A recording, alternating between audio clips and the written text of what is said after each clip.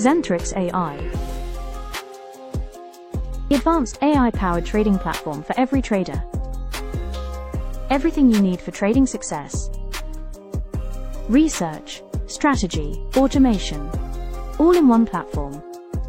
Right strategies in plain language. We build the bots. Forex, crypto, stocks, futures, every market. Trade smarter, not harder. Zentrix AI, the advanced AI-powered trading platform for every trader. Zentrix AI, the advanced AI-powered trading platform for every trader. Everything you need for trading success. Research, strategy, automation, all in one platform. Right strategies in plain language. We build the bots. Forex, crypto, stocks, futures, every market. Trade smarter, not harder. Zentrix AI, the advanced AI-powered trading platform for every trader.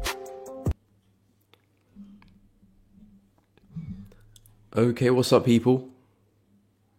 Welcome back to another stream. Hope everyone is doing well. As always, guys, if you're enjoying the content, please be sure to drop a like, subscribe to the channel, and of course, make sure you do go and hit the bell so you don't miss out on any streams or uploads in the future. As always, guys, make sure you do check out the Discord channel linked in the description. If you do want to see more with Zentrix, we do have, actually, let me link the Telegram channel. So if you do want to find more updates regarding launch and more information, you can check out the Telegram. The link is in the chat there, completely free to join. So check it out if you're interested. But if you are looking to get involved with AI in terms of your trading, generated automated trading bots, different strategies, developing a strategy, developing indicators, definitely something to consider and look into. Check out the Telegram for more information and regarding launch as well. But guys, welcome back to another stream. Hope everyone is well. As always, we'll go through the USD side of things first. Take a look at the dollar, Euro USD, Pound USD, rest of the USD majors. We'll go through gold and silver as well. Of course, any particular requests, let me know in the chat. Any charts you're looking to trade or just want my opinion on, let me know in the chat. And of course, any particular time frames as well. Most of the time I'm on the 4-hour chart, but if you're looking elsewhere, let me know and I will have a look-see. But first thing is first, we've got the DXY, which has been mostly bearish this week. Very, very big push to the downside, clearing out major lows. So at this point in time, I'm kind of waiting to see what dollar's going to do next. I'm not necessarily looking to short the pair or short the dollar because we are still kind of very corrective as a whole. Can you even draw it like that or like that? I mean, more or less, we're in a corrective channel. That's the biggest takeaway for the DXY. The market is bearish, yes, but we are still very corrective, and a bigger up move, I think, is still on the cards. Yes, the market is still bearish, and I think intraday, the sales do look very good. There's a nice brief consolidation here, where if the market can come back to retest that, I think that's a very smart place for a short. And a continuation, of course, you got prior lows as well, which hopefully could act as resistance. So I do still see more downside here for USD, but again, how much downside, that's the question. We might still keep falling for a few days. I think the bigger move in terms of where the next major swing will be, I think we'll form another major low like we did over here and probably see a pullback over the next few weeks. But of course, that could take some time, so I'm not going to speak too much about that, especially today's Friday. You know, we're not really too concerned with that until next week. So for now, USD, if there is a pullback, I mean, I highly doubt we'll have a pullback like this and a continuation by the end of today. So I don't really see much opportunity. I wouldn't look to buy the dollar. I think that's pretty aggressive, taking into consideration how oversold the market is. Yes, I do expect a retracement, but I think trying to catch that low is just always an aggressive trade, a difficult trade to take. But I do like the intraday shorts here. If you drop to a lower time frame, respect support, I think naturally that will give a nice push lower. So of course, Euro USD pretty much just flipped that bias around. Similar brief pause there in the market. Nice rally. You've got prior resistance over here, which of course will be turned support. And I think that will be a nice area for a bounce and a continuation for Euro USD as well. Of course, same situation as the dollar. We've got this uptrend. Things still look really corrective. So yes, the market's still bullish, but I'm not expecting crazy moves for Euro USD because of the fact that we are quite stretched and we are still quite corrective. If we find some momentum that does break us out of this channel and we have a big move like this, okay, maybe the trend is healthy again. Maybe we are going to continue. But for now, I am looking for somewhat of a pullback back into structure here. I might see a nice bounce there back to wherever the swing high is. So keeping it short and sweet with Euro because it looks like the trend is becoming less and less healthy and probably likely for a bigger correction. So I would keep it short and sweet, find some nice areas, take some entries, maybe back into the swing high and potentially call it a day. So I would keep a close eye on 1.162, lines up very well with the DXY bias. Two very similar levels, just of course inverse of each other. It's always good to see Euro USD and the DXY kind of in sync with their price action. But yeah, it's a bullish market. If we can come lower, I do think there will be some nice buying opportunities. Of course, we want to see some signs of rejection first before jumping in. But if we can see that, I think that is a smart place for some intraday buys. In terms of pound USD, I think same situation as well. We've had a big consolidation. Price, of course, cleared that to the upside. In fact, pound USD looks a little bit more healthier than euro. I like the momentum here with pounds. We've had a very flat range, which of course price has broken to the upside with quite a big push.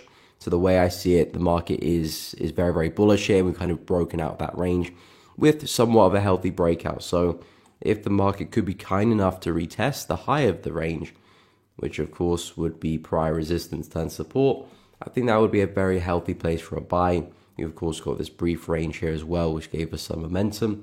I think that would be a smart place for a buy. And again, similar with euro, I wouldn't look for a crazy move of pound. Market's been bullish for a while. We are quite kind of dry here a little bit, so I would be careful of that. But I do think we can see a push back into the high, and then we'll go from there. Maybe we break through the highs, maybe we turn back around from there, maybe leave a position to run and you trail stops. You could do that as well. But this is a solid level of resistance because it kept us ranging for a few weeks. Now that, of course, price has seen a very substantial break of that level, with convictions, not like we just half-heartedly broke the high. It was a very impulsive push, and now price is back at hopefully pricing me back at 1.362. So pound USD buys also look good. Again, I think this looks a little bit better than euro, but for both of them, I'm not expecting big moves, primarily because we already had one. So I do expect bigger pullbacks at some point, but for now, things are still looking pretty bullish. In terms of dollar CAD, this one's been pretty bearish. No kind of pullback for dollar CAD so far, but I'm not going to write that off. I still do think dollar CAD can make a push back to the lows here at 1.355. There's, of course, support we've just broken through. In fact, if I go to the hourly chart, see it a bit better. So we got support which you just broke through, and if we can see a retest of that, I think that's a smart place for a short. I was looking for price to rally back into the highs and then sell, but price was very bearish yesterday afternoon, so it does not look like we'll get back up there. But this is a pretty key level, which of course we have smashed straight through, and looking for a retest of that, provided we see some healthy rejection, I think is definitely a nice place for a short, and an area where we could probably try and catch the next swing high. We've got 1, 2, potentially third, and of course if that does hold, we could probably see a swing, at least back to the low, but more importantly, back into this low. So I think the risk to reward on this position makes a lot of sense, and we could see a lot more downside. So yeah, dollar CAD, I like the sells with dollar CAD. Of course, USD is still pretty weak, so that kind of ties up with that pretty well. Dollar CAD, for the most part, still putting in a lot of major lower highs, and lower lows too, for that matter. But you got high there, low, lower high, lower low, lower high, lower low. So again, this potentially could be the next lower high in this sequence, and potentially we could still see some new lows beyond that. So yeah, for me, dollar CAD, very bearish. It lines up with the bias with the dollar quite well. Structure's pointing down, and we do have some key levels for price to come back and retest as well. And in terms of Aussie dollar, again, still keeping a close eye on the shorts, not quite at the upper end of the channel. So if I whip out the old ascending channel, not quite at the upper end, I'm kind of looking around the 0.66 area for some selling opportunities to try and anticipate a third test of the high and a swing back down. Because after all, Aussie dollar is still very much within the channel. As long as price kind of rebounds either side, there's not much to do really. We had this massive fake out at the beginning of the week. I did say perhaps we could retest the low end of the channel. That might be a nice place to position long and ride the wave back to highs again. Didn't really see that retest, but we have been pretty bullish since. Looks like price is struggling at resistance here a little bit. We might see a bit of a dip because of that, but I do think we can still get to the up end of the channel. That's, after all, the only area which I would look to sell from really. I wouldn't want to sell in the middle of that. I want to be up at the highs or down at the lows, away from all of the noise. So price can push higher. That would interest me, provided we see some healthy rejection. Then possibly we could see a pushback to 0.647, which is the lower end of the channel, and then maybe a bigger breakout as well. So the way I see it, Aussie dollar could still be a ticking time bomb to break lower. But yeah, just waiting for a good entry before getting involved. And at the moment, not really interested in price. New Zealand dollar, not a big fan of, to be honest. I mean, yeah, I'm not a big fan. I don't really have a clear-cut setup. I'm kind of just boxing this off as a range and just leaving price to do its thing there and not really trying to get involved. There might be some nice sells as we do approach the high. Of course, this is very, substantial resistance. We did get a nice sell. So naturally, it could be another short opportunity off the back of that. How big of a move, I'm not too sure. I'll be keeping a close eye on those shorts, to be honest, because I do think we can still rally higher. I think after this kind of massive sell-off followed by a very sharp recovery, I think we are likely to see new highs past that point there. So if we do short, I've got an expectation I'm probably form another higher low to go and break the highs. So if I was short from here, I would be very watchful over that trade. But we are at resistance, provided we see a strong rejection. That could be a nice short to take, especially intraday. I think right now the market is quite flat, no substantial rejection, so I would be waiting to see if that can happen. But the best I've got with New Zealand dollars, we're at resistance. We might see a bit of a sell-off from there, so keep an eye for shorting opportunities, but definitely not my favorite pair at the moment. In terms of gold, so gold, I have been looking to buy the pair, but it looks like we're about to break support, or have we? Yeah, I mean, looks like we're about to break. I wouldn't say that the breakout is clear cut right now, so I wouldn't suggest breakout, but it looks like we're on that path there. So yeah, gold's not looking good for longs at all.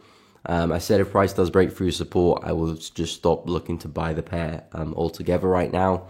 I still would be bullish bias, because if I do expand to the daily chart, this is a very long-standing uptrend. So us breaking through support there doesn't necessarily mean okay, we're just going to sell off a cliff now. It might mean that we see a bit more downside, but I would still say very bullish. I think this is a very significant low for gold. If we're to push back into 31.60, 31.50, I think this is a smart place for a buy.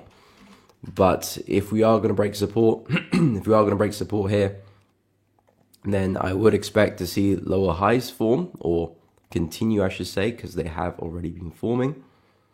And that probably will take us back down into support there. So there could be some nice shorts on gold in the meantime to ride it back down into that 31.50 area. Then if you're looking for a bigger swing trade, there might be some nice buys down here to take back up again. But we'll see how price operates in those areas before taking any longs. The way I see it, gold is still very much bullish on the high time frames. There's a lot of upside. Excuse me. There's a lot of upside. There's a lot of upside potential for gold, technically and fundamentally, but maybe we are due a deeper correction before we do see some upside. So keep an eye on the shorts, and maybe we can take some selling opportunities intraday, and then maybe some long-term swings later on. But I probably would wait for price to get here now before looking to buy. And in terms of silver, this one had a very strong reaction off the high over here, which of course looks like somewhat of a head and shoulder pattern. So with silver, I'm still very bullish on this one as well. I mean, I am looking for price to come lower anyway. I did say I was looking for a buy off this level. 34 point, just below 35, but 34.89, something like that. This level here looks really good for a long. I'm still very interested in that level. We had a brief pause there as well and a massive bullish candle following that. So there's a lot of momentum from this area. So I'm still looking for a retest. The only way I do get put off buying silver is if price was to break back within this level, because this might be deemed to be a bit of a fake out, and that could invite a lot of selling pressure. And yeah, a bigger move to the downside, which I'm not so interested in right now with silver. So still bullish, still looking for a deeper retracement. I think that rejection is quite significant, so we probably could see a bit more downside off the back of this. I know this is a pretty strong level of support. There's been a lot of wick rejections here. I would keep an eye to see how we operate here. Maybe if you do provide some more wicks, maybe price does find support and rally again. But again, I would expect this to be the more significant level, so this is where I would want to position myself long from. So I'm kind of hoping to see price break that area and then react with that 34.8 level. Then yeah, hopefully you can find some buys there for silver as well. But judging gold, it looks like gold could come lower. So because of that, probably silver comes low as well. But yeah, I'm only interested in buying silver for now.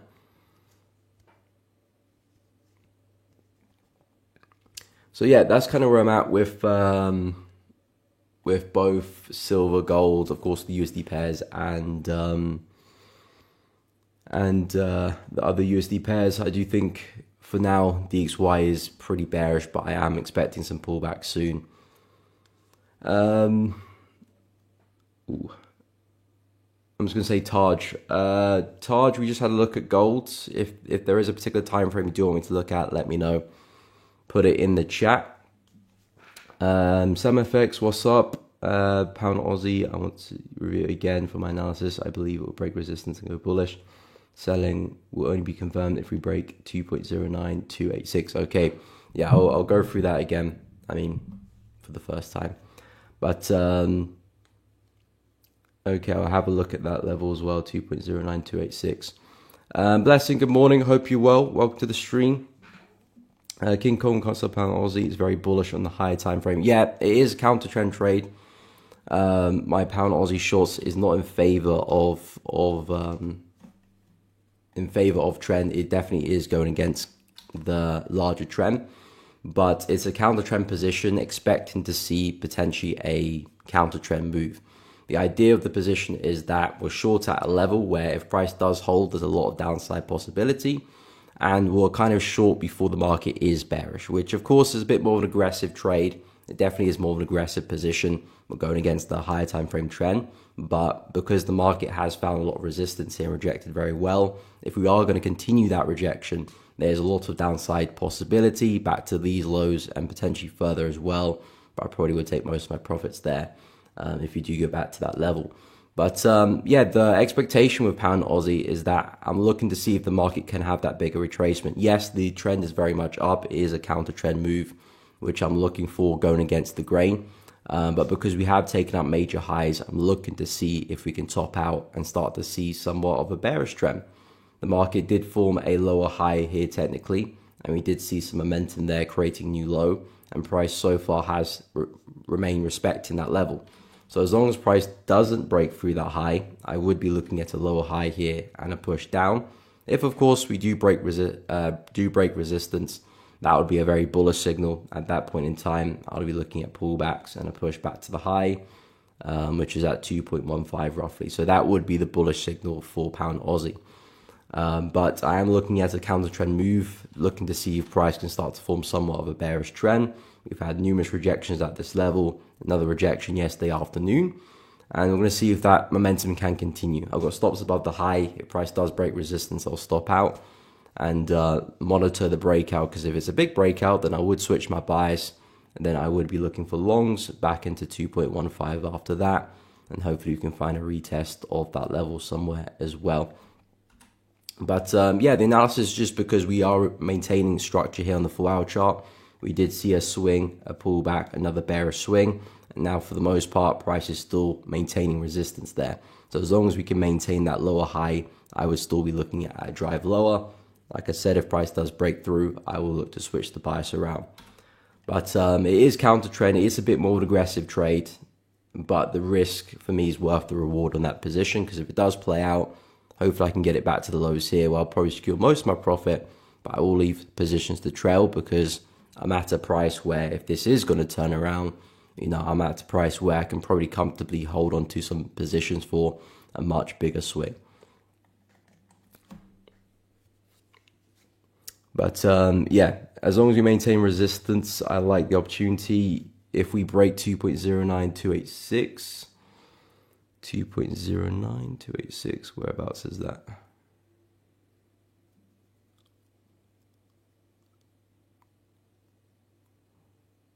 Okay, so that's some support on the hourly chart there. So if you break this level, yeah, I mean, you could wait for that to break. That will give you a bit more confirmation that support is starting to fail as well. So you can use that to your advantage. Of course, waiting for that to break will mean that you enter a little bit later into the trade. So your stop loss would have to be a bit bigger, provided your stop loss is up here. If you are going to enter like this and wait for a retest of that area or something, then of course, if you have a stop loss somewhere there, it's a bit more vulnerable. It's not kind of at the highs there. You're a little bit more exposed to getting stopped out by a random wick. So you could wait for that to break first before entering. There's nothing wrong with that. In fact, that will provide you with a bit more confirmation that price can go bearish. But in terms of the entries, a little bit later on, and it will potentially put you in an awkward place with your stop loss. Lots of trading opportunities. There's the aggressive trade and there's the more conservative trade. The more aggressive trade, of course, exposes you to a bit more risk. The odds of price going in your favor might be a bit less, but normally the more aggressive trade does allow you to have a bigger risk to reward. It means you're getting into the trade a little bit earlier, which allows you to capitalize on most of the move or a bigger proportion of the move. Of course, waiting for a bit more confirmation, like support breaking there, of course, gives you a bit more confidence that, okay, momentum's really stepped in with the bears. We're probably more likely to fall now, and I would agree. But in terms of finding a later entry, probably the risk to reward doesn't look as good. And your stop loss, if it is still going to be above the high, well, because you're entering later, your risk to reward is going to take a hit because of that. And then even if you don't put your stop loss up there, if you put it somewhere around here, well, it's a bit more of an exposed place because this is clearly where the major resistance is. So yeah, you can wait for 2.09286 to break as well. That's a good confirmation. But I'd rather take the more aggressive trade, which of course is more aggressive. So odds of price pushing in my favor are less than the more conservative trade. But I'd rather take it because there's better risk to reward. And based on where my stop loss placed, I'm a lot more comfortable with the stop loss there than being somewhere inside the range, which just leaves me in a very awkward position. But yeah, from the bullish standpoint, if we do break resistance, I would be bullish as well. And then I'll wait for a retest for some long opportunities as well to take that back into 2.15, provided it's a kind of a big clear out of resistance. If it's kind of just corrective breakout, I probably would stay away. But if it's a big enough breakout, doesn't have to be anything spectacular, just some momentum, at least 2 or 3 candles, that would be enough for me to consider looking to buy it. And yeah, I'll look for a retest and some long to 2.15. But at the moment, we're still respecting resistance well, so I'm looking for a push lower.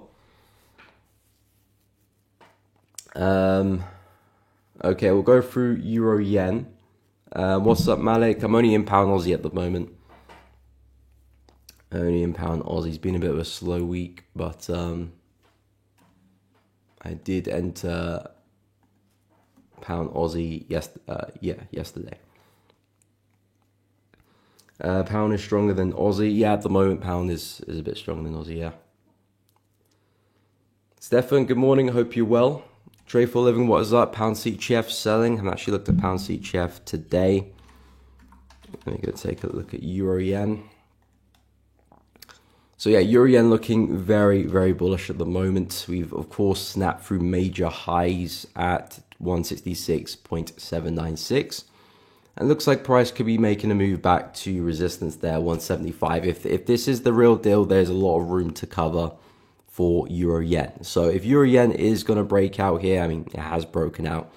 The key thing is you're going to maintain the breakout, because of course if you have an aggressive sell-off like that, that changes everything. But for now, momentum looks good.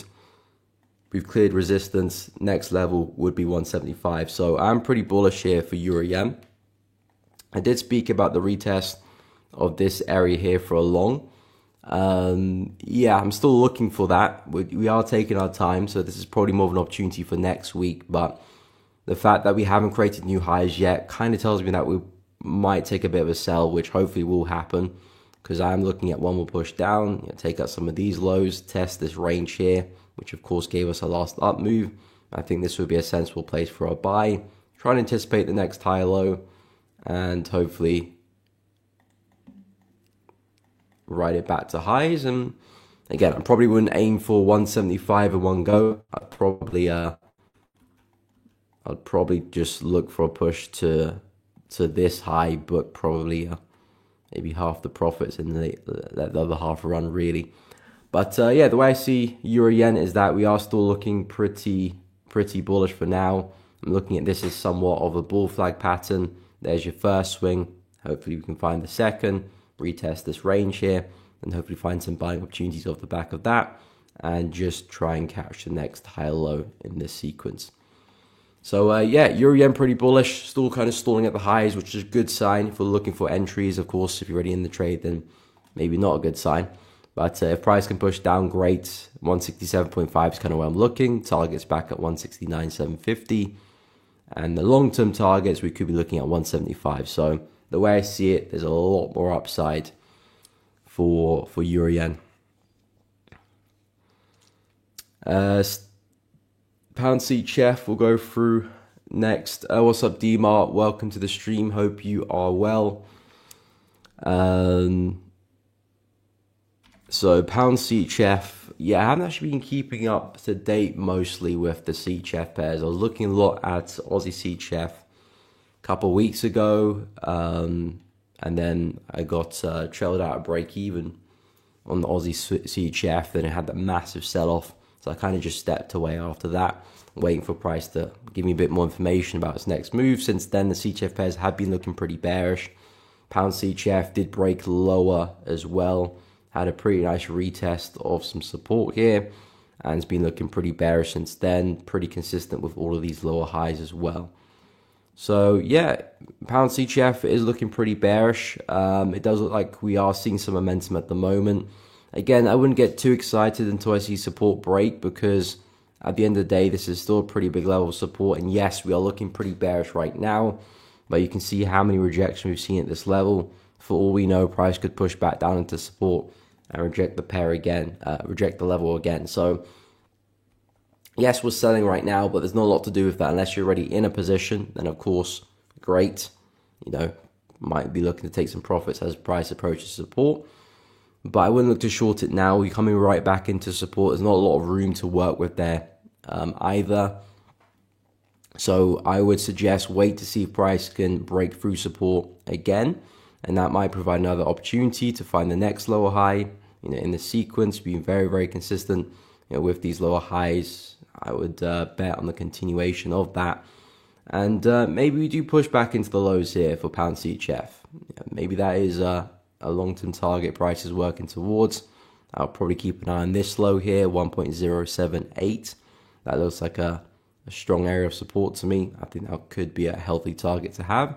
But yeah, if pound CHF is going to continue to sell, we need to see this support break, and then we can use that to our advantage and hopefully find a retest of 1.093 or 1.094 to continue the trend. But yeah, we are looking bearish. Of course, we've had a lot of selling pressure recently as well. So perhaps we are seeing the continuation of that.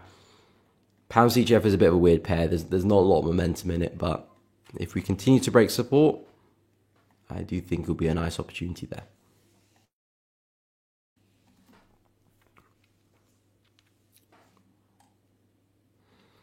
Okay, so no problem, Sam. Happy to help. DMAR, what is up? Just took a sell on GJ. What's your take? Okay, we'll go take a look at pound yen. Raheel. Analyze CAD index. Okay.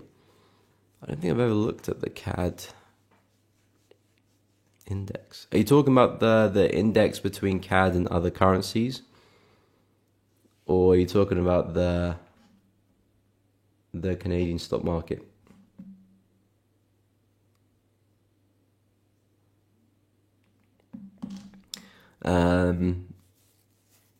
If you're talking about CAD against other currencies, yeah, I don't think I've ever looked at that. But yeah, sure, I will take a look, no problemo. And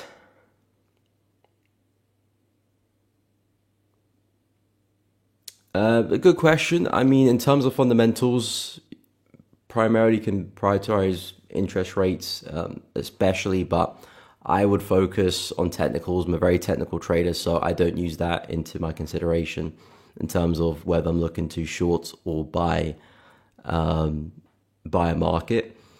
I'm always focused on market structure, trends within the market I'm trading, and of course the time frames I'm looking at. But in terms of to determine whether a currency will be bullish or bearish, or if the economy will do well, fundamentally, I kind of just focus on the interest rates and what I'm expecting to happen in the next one.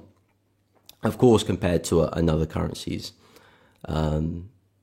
expected interest rate results. But I'm very, very focused on my technicals, and that's what I use to determine my thesis on a currency. What is the CAD index? Is it CXY? I've never looked at it before. I'll go take a look at pound yen first, but let me know, is it CXY? So yeah, in terms of pound yen, you said you've gone short on this one. So, I mean, yen is still pretty weak right now, and that has given us a pretty strong push. I can see we are just about pushing into some resistance, so we might see a bit of relief there. What I will say, though, with pound yen is that we haven't really seen much momentum. I've been expecting to see a bit more momentum, to be honest, with pound yen, with the breakout, because we've been looking at this level for quite a while. Price did break through resistance last week. Coming into this week, we did see some nice momentum above that, but for the most part, we've been pretty corrective. It's not like price has exploded higher. It's been a very slow grind higher. So now that we have approached resistance here to the left, I think it is a smart place for a short. I'd probably wait for some stronger signs of rejection before jumping in myself, but I do like the fact that we are slowing down, which, again, I would expect to see a reaction lower.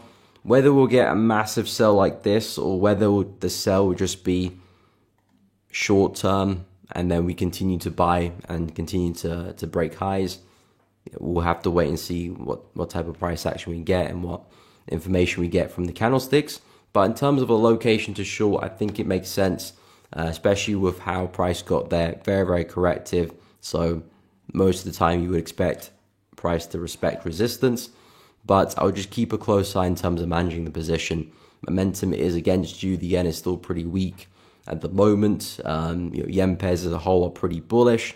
So it's a great short in terms of location, but keep a close eye in terms of the management, because that will give you the red flags in terms of, okay, maybe I need to get out of the position a little bit earlier than expected. Or if momentum picks up, maybe it's a great trade and we get a big sell. But yeah, location looks good. I would wait personally for a bit more momentum before clicking the trigger, but I like the location. And let's see if momentum can really step in. Okay, so is CAD CXY? I don't know. Okay, it looks like it is. Yeah, I've never looked at the CAD. Okay, it looks basically like dollar CAD. It looks exactly like dollar CAD, but flipped. The inverse of USD CAD, which would make sense. But yeah, in terms of the CAD index, okay, I mean, things are looking pretty bullish right now. There's a comfortable trend At the moment, we've got major resistance over here around 74.41. We've climbed the back above major support here around 72. Momentum is very much up. To me, it looks like price is probably going to push back to resistance here at 73.8. It would be nice if price could push back down into support, maybe even into the low here, or at least into this low, because this would be nice areas to go and pick up some longs. Probably not on the CAD index, but maybe shorting dollar CAD, which is kind of what I'm looking for. But yeah, I do think we are likely to rally back to highs and probably push into 74.41. So in terms of opportunities, you want price to pull back, be at a discount, potentially back to this area on an intraday level, or these levels from more of a swing perspective, but looking for a bit of a pullback before we do go higher. But yeah, targets for the CAD index is more upside, so that should imply more CAD strength. And if that is going to imply more CAD strength, then we could see USD CAD fall, maybe pound CAD and Euro CAD, maybe they might see some downside finally. Maybe CAD might see some downside as well, but of course it'll depend on yen. Actually, no, upside, sorry. Yeah, CAD will see some upside. Of course, yen's weak at the moment, so that would make sense. But yeah, CAD index, things are looking pretty bullish there. No, Sam, I have never traded futures.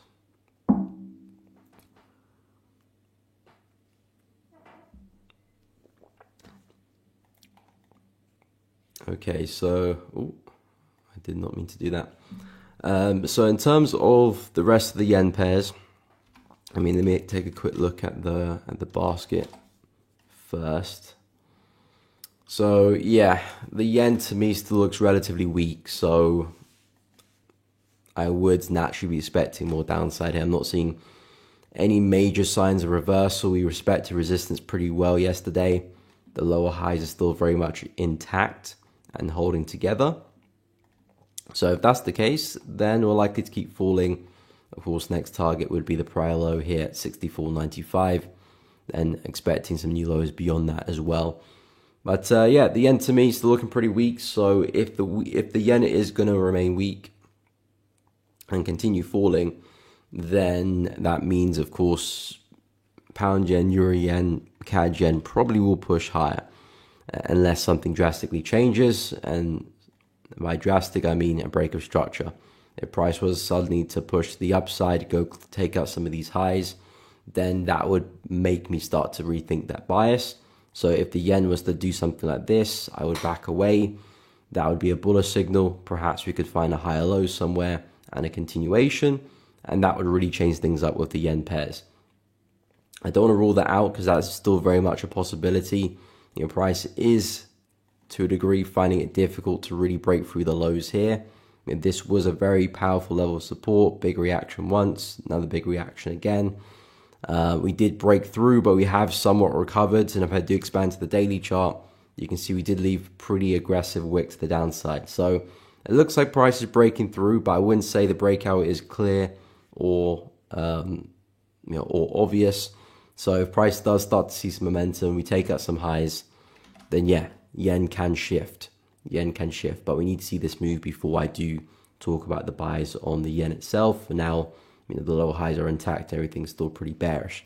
So taking that into consideration with some other yen pairs, if we have a look at CAD yen, CAD yen's been a bit awkward, I have to admit. We did break lower with this one. We broke through the trend line. We broke back below resistance here and actually retested it very well. So for the most part, I would say CAD yen does look pretty bearish, I would say. I'm also not convinced with this up move. It's just extremely, extremely corrective. And, when we're seeing corrective moves like this, 9 times out of 10, I'm expecting price to break lower at some point. The difficult thing is, at what point is it? We could still remain corrective for a few more weeks before we actually do push down. But price action like this, especially if we're kind of trying to go through a reversal, because the market's been falling for some time. If this is going to be a reversal, I would expect more momentum. I would expect more aggressive momentum the fact that we are corrective kind of looks to me that we're just having a pullback of this last bearish move. So if that's the case with CAD Yen, we could be seeing some downside at some point in time here. But yeah, in terms of the shorts, it's a little bit tricky. I mean, there is resistance here. If this lower high does hold, that could be a nice base for a short and some downside. I would say it's a bit more of an aggressive trade. But the way we keep spiking higher and momentum keeps failing, it does look to me that price is starting to struggle and could be looking to turn around, which again is quite interesting because yen still looks weak, CAD still looks quite strong, so it's going to have to be a complete turnaround if CAD yen is going to have a fall. Swiss yen, another interesting pair, which of course has created new all-time highs. Again, for the most part, Swiss is still quite strong, so probably still seeing price rally higher. But again, I'm not interested to buy buy Swiss yen because we are very bullish. Market's quite overextended. We're clearing all-time highs. This is not a position where I want to buy, especially as a swing trader. If you're intraday, of course, I can understand that. You're trying to get in, take your profit for the day, then get out. I can understand that. But if you're looking to try and buy and hold, at least for a couple of days, probably not the best place for it. So with Swiss yen, I'm kind of just monitoring price. I'm actually a bit more eager to look to sell this one once the right opportunity does come knocking, just because we are quite stretched for all-time highs. There probably would be a big relief in price, so I do like the idea of shorting it. But yeah, for the most part, still very consistent with the higher lows. We might still see price rally through resistance here. I'm just looking to see if we can get some lower lows and lower highs into the market. And this is exactly what's going to interest me for some shorts. But I have to be patient. And that would rely on yen switching direction, breaking structure, and becoming quite strong. But for now, things are still bullish, so we're going to have to stay patient. In terms of Aussie yen and New Zealand yen, these guys are just slowly taking their time, to be honest. Aussie yen, for the most part, quite stuck at resistance, but I do think we can break higher and push back to resistance up at 95.5. We've got a pretty big level if we look to our left. I think price is likely to push there. We might see some nice selling opportunities at that level. So keep an eye on that. But we've had a somewhat of a nice sell-off, but we had a very sharp recovery. So the way I see it, this is somewhat of a V-shaped pattern. I do think price is likely to break resistance there and push back into the neckline of the pattern. Nice inverse head and shoulder pattern at play there. Left head, right shoulder. And of course, that would be your neckline. So if you see a break of that, it could actually be a very nice buy opportunity off the back of that for Aussie yen. But yes, at the moment, we're kind of stuck at resistance here. We're going to see what price can do at this level. I wouldn't really be looking to short, to be honest. The market's a bit too flat for my liking. Maybe I can contemplate some shorts at 95.5, but I think the bigger move is probably to the upside for Aussie yen. Looking at the daily chart, I'm looking at this as somewhat of a bottom of this bearish move. So if the market does break higher, if I can find a pullback after that, I think that'll be a very smart trade. And hopefully can ride that for a pretty big swing. But of course, a lot needs to happen before we can discuss that. Still stuck at some resistance here on the lower time frames. And New Zealand yen as well. This one, again, I do think can break higher. I am kind of anticipating somewhat of a bullish Aussie and a bullish NZD, which hasn't really come into play. I mean, a little bit bullish maybe, but not much of Aussie and NZD. So again, I'm looking for this to break to the upside. This to me looks like a bottom of this bearish trend. I do think price can see a break of that to the upside, and then of course following that move could provide some really nice opportunities off the back of that as well. So stuck at resistance, I do think we're likely to break higher, and following that, hopefully there could be some nice buying opportunities. It's a very similar idea to what we had with pound yen in terms of the market squeezing between resistance and this trend line. If we do break to the upside, that should provide some nice opportunities to follow the market higher. Pound yen didn't really provide that. We did see price breakout, but there was never really a decent pullback. We did break out. There was a very small pullback there, but didn't really provide much opportunity. And yeah, pound yen has been looking pretty bullish since then. And then, of course, dollar yen, which is pretty much the odd one out because this one actually has been trending lower this week. A lot of the yen pairs have actually seen more upside. Maybe not CAD yen, but most yen pairs have seen more upside in the past few days. But dollar yen has actually been falling, of course, because USD has been pretty weak. It's just been weaker than the yen. The way I see it, price is now back within this very unorthodox range. It's not clear-cut at all, but you know, we had very strong resistance initially over there. Price rallied through that, recovered it, acted resistance again. Price rallied through that, recovered it, and then again acted as resistance. It's like price is repeating the move. But now we're trading in the 50%, in the middle of the channel, which is, again, where I don't want to be looking to take trades because that's where the most indecision, that's where the most speculation is gonna be. And just in terms of stop loss placement, there's no solid area to put your stop loss where you can be relatively safe. You know, there's always that kind of wick that could take you out and still see price move in your favor. So I always want to be at the low or at the high if I'm trading within a range, or of course just wait for the breakouts. But yeah, dollar yen very, very flat right now. I did suggest yesterday that there could still be some more downside into the lower end of the support level, the lower end of the channel. I wouldn't really try to trade it there. I think it's in the middle of nowhere, so I'll let price do its thing. Then yeah, if we can push back into support, monitor price when we get there, perhaps there might be some nice buying opportunities. If not, then it could be a nice break and retest to ride it back into the low. And we'll go from there. But for now, still within the range. Dollar yen does look pretty bearish here, which again is a little bit different to what the other yen pairs are doing. Yeah, so that does interest me. And I'm actually quite bearish on dollar yen as a whole. I'm looking at the higher time frames, which I kind of use to generate a bias. We've been falling for quite a while, and I'm looking at the support here, and I think price can probably still make a way to come back and retest it. The way I see it, price has had another really aggressive push up higher, and that could be our next lower high for a move lower. I can see dollar yen still falling back into support there. So dollar yen still looks pretty bearish to me, which I find quite interesting because other yen pairs are looking pretty bullish. I mean, compared to euro yen, it's almost like two different markets completely, which of course they are, but normally yen pairs tend to do the same thing. Stefan, dollar CAD, is that 5 minute? I think you mean the 5 minute chart there, 5 minute longs. Haven't looked at dollar CAD in the 5 minute.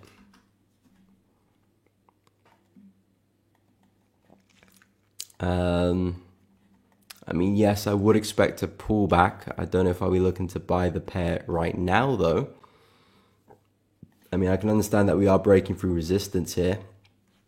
So it does look like price is about to rally.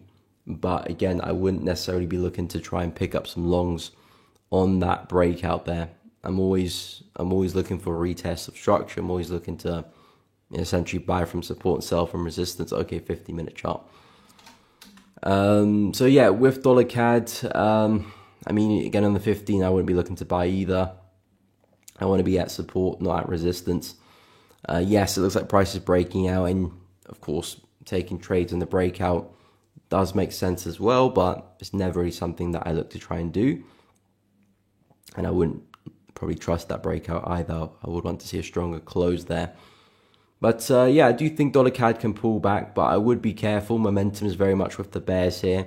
So if we are taking buys here, it's from the expectation that we're probably just going to trade the pullback, and then we're probably going to expect momentum to continue lower. So it's not a position where I'll try and hold and just see how far price can go. Because of all this momentum, I would be fully prepared to expect my long trade to be just a pullback, and then expect a momentum to at some point go against me. So if I was looking to buy this one, perhaps I'd either wait for price to respect the lows again, or maybe even come back and retest this low here. If you come back down, respect these areas, this could be a smart place for a buy, provided we see healthy rejection. Or if momentum does really pick up, then of course the retest of the high could be something to look at as well. Potentially another higher low, 1, 2, probably doesn't really line up with the trend line too well actually. But 1, 2, and then looking for the third one, retest the high and potentially a push back into the zone, because this is where I'm looking for the retest for dollar CAD. You got very strong support there. I'm looking to see if price can retest that and then sell. If you can get a trade and swing dollar CAD back into that zone, I think that's a great place to at least book some profits. You can leave profits to run if you expect the market to go further, but I would at least look to manage the trade a little bit as we approach that zone there, because we could definitely see some downside from that level. But yeah, 50-minute chart, I would agree, we're finding support.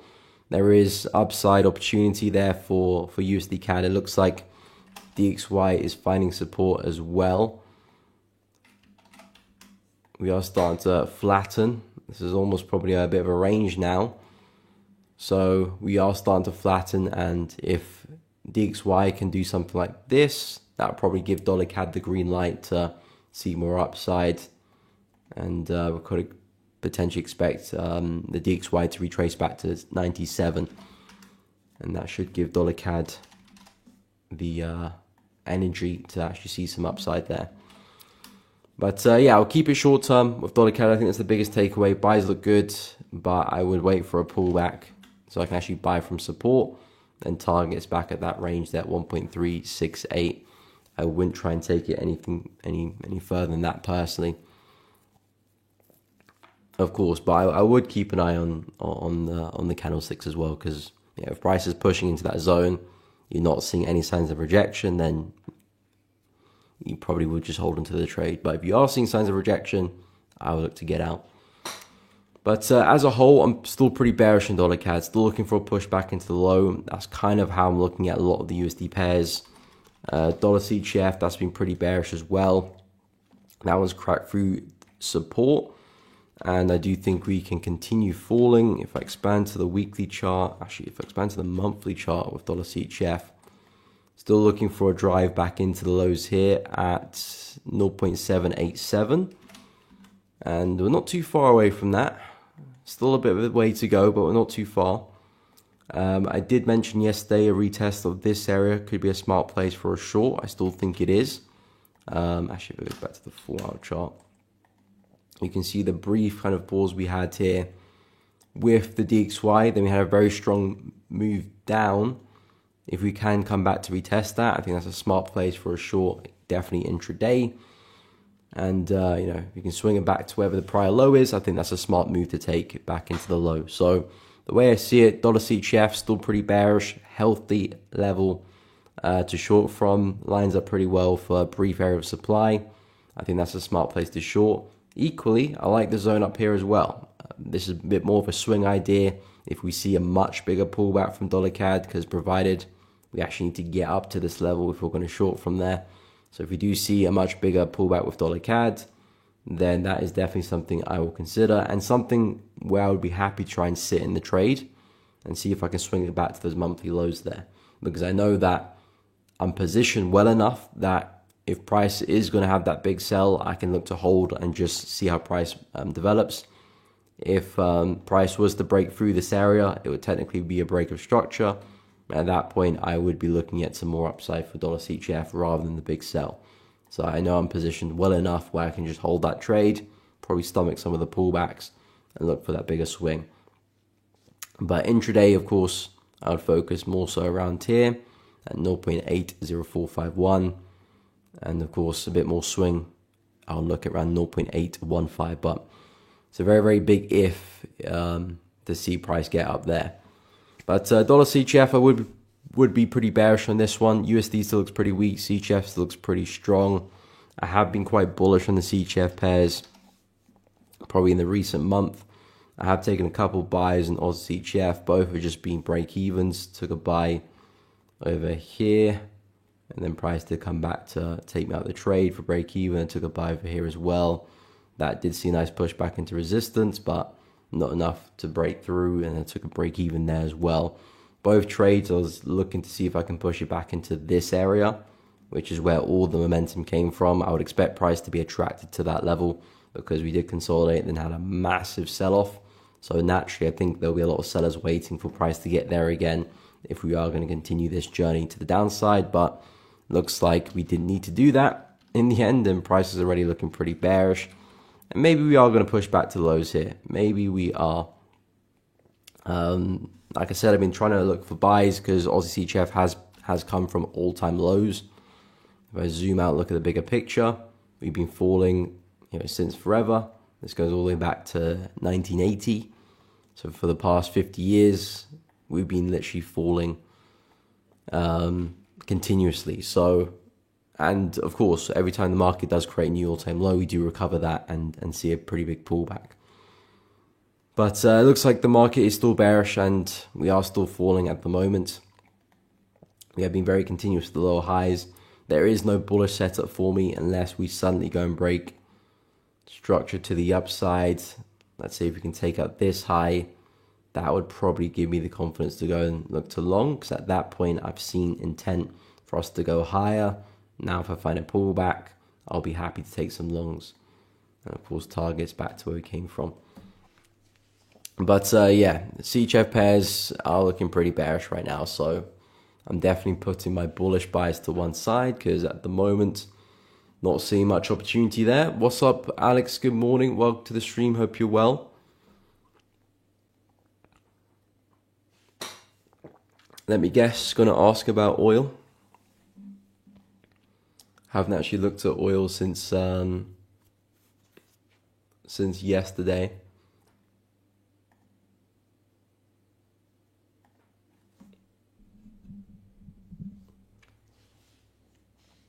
What's up, Menchi? Welcome to the stream. Hope you're doing good. What's up? What's up? Aussie yen. Okay, we'll have a look. As per normal, Alex. As per normal. So yeah, we'll take a look at oil. I'm actually interested in oil because we did come back to 66. Okay, and oil's been looking so flat. So yeah, I think oil in general is just at a very interesting level. There is a lot of upside potential for oil. Of course, it's just been very volatile as of late, so it's been a bit awkward to trade, but I like the area we're trading at. I think technically it looks really good. I think fundamentally there could still be some upside as well. But yeah, the plan basically is, can we hold support here? If we do that, then I would be looking at a pretty big move higher. If price does break below, then I would be looking at a push back into the lows here at 55.57. But if we can recover this and use this as support, then looking at push back into 75, 76, then eventually a push back into 80. And at the moment, I have to say, oil is pretty flat. It is pretty flat. So it's not looking anything spectacular right now. But let's say if we can see a strong close and some momentum comes into the market, doesn't have to be that big. But let's see if we can get some momentum, some decisive momentum. I think that's a really good entry signal for the trade, because all I'm looking at here for oil is a massive sell-off, which started pretty much as we open up for the week. The market's been looking exceptionally bearish. We've hit massive support, and all of that bearish momentum has now disappeared basically. We've just basically become flat, and all that bearish momentum is gone, and we're just kind of, buyers and sellers are in equilibrium. If we are going to see a big shift, it tells me that, okay, all of this momentum is gone, buyers are now back in the market and present, and of course, because it's such a significant level, I would be fairly confident that we could see more upside. Now, whether price gets all the way back to 75, 76, 80, that's a different question. But if we can see a strong close, I do think we can probably rally for probably a day or two. Keep an eye, monitor the trade as it goes. I would probably have some targets up here as the first area to look at for some profit taking. But if it does go very well, there is a lot of targets there to look at. But yeah, trading at a really great price. I'll keep an eye here for an entry. Stops below the low there, I think is a smart move to take. And definitely at a very nice location for a buy. In terms of Aussie yen, so Aussie yen, yeah, pretty flat. We just spoke about Aussie yen. I said I do think price can still see some upside. I'm looking for us to come back into resistance here at 95.5. So I do think Aussie yen can be bullish. I'm looking at the yen as well, which does look somewhat weak.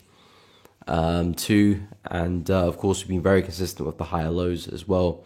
As of late, we had a kind of an anticlimactic sell here, where price had a very sharp move down, but we recovered that very aggressively, kind of giving us somewhat of a V-shaped pattern.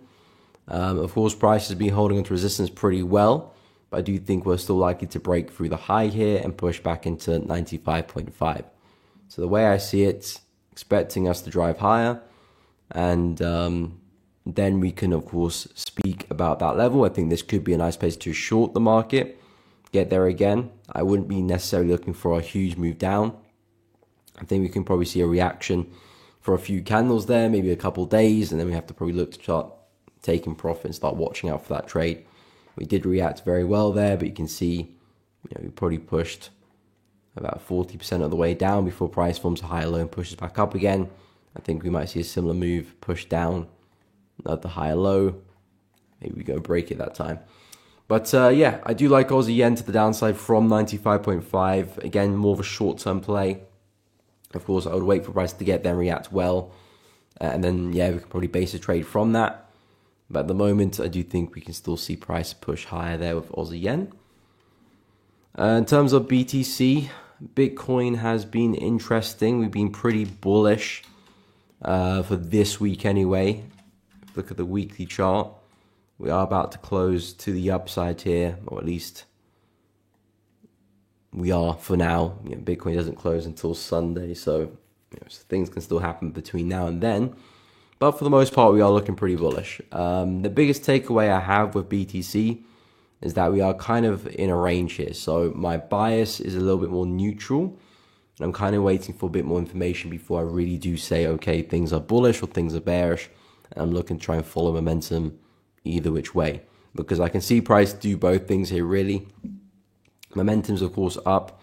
It might be a similar situation to what we did over here in terms of, price smashed into highs with some nice momentum here. We consolidated, and then, hey presto, we got a lovely break higher. Price is essentially doing the same thing. We've got prior highs, price rallied to the upside, back into the level. We're consolidating. Maybe price is just doing that before, again, we explode to the upside as well. Or I can see price putting in a major double top and actually exploding lower.